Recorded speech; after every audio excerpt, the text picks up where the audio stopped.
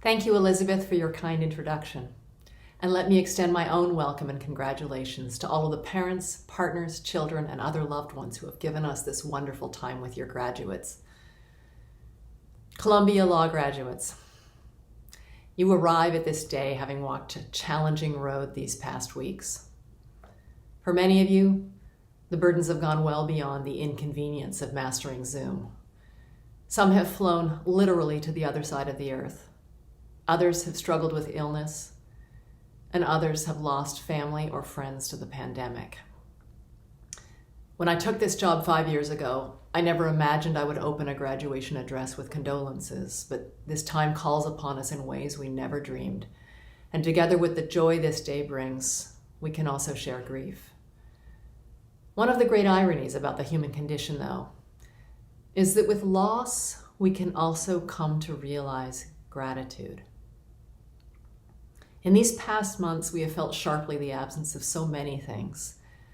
Sharing lunch with our friends in the law school, visiting with family, small parts of our daily routines like nods to familiar strangers on our commute, putting $1 in the tip jar at Hamilton Deli, elevator small talk, and physical sensations of the outdoors, the feel of wind on your face, or the smell of the first blooms of spring.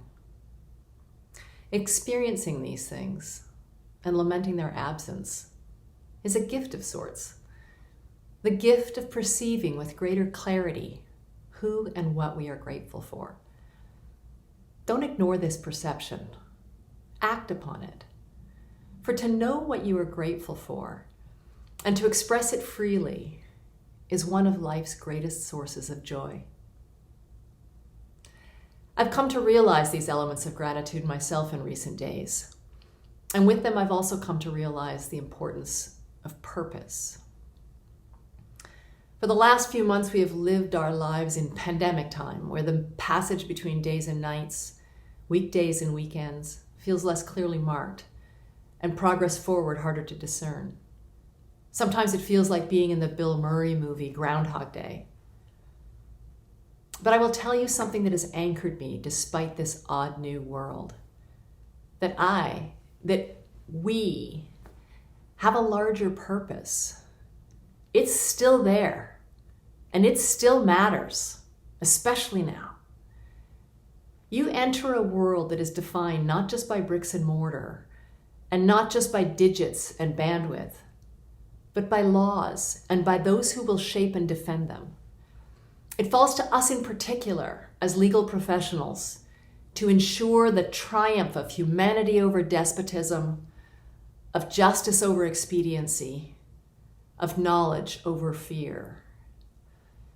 So I say to you today, seize the place you have earned in our proud vocation.